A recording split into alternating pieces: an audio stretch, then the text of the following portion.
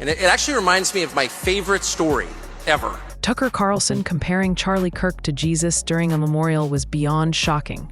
Carlson said, "Why don't we just kill him? That'll shut him up." While speaking about death, and instead of inspiring, the moment came across dark and unsettling. The fact that laughter broke out right after made it even more uncomfortable. And it actually reminds me of my favorite story ever. So it's about 2,000 years ago in Jerusalem, and Jesus shows up and he starts talking about the people in power, and he starts doing the worst thing that you can do, which is telling the truth about people, and they hate it, and they just go bonkers. They hate it, and they become obsessed with making him stop. This guy's got to stop talking. We've got to shut this guy up. And I can just sort of picture the scene in a lamplit room with a bunch of guys sitting around eating hummus, thinking about what do we do about this guy telling the truth about us? We must make him stop talking.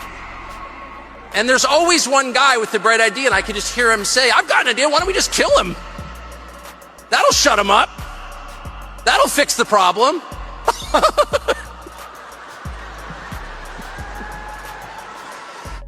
Almost like people didn't know if they should react or stay silent.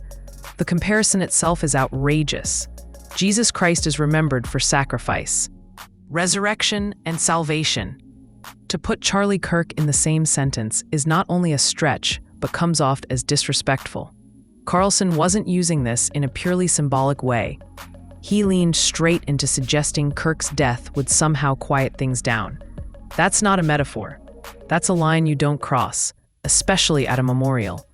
What makes this even more disturbing is how casually God and Jesus are being thrown around in political commentary. Using the most sacred names in faith to prop up political figures takes away their true meaning.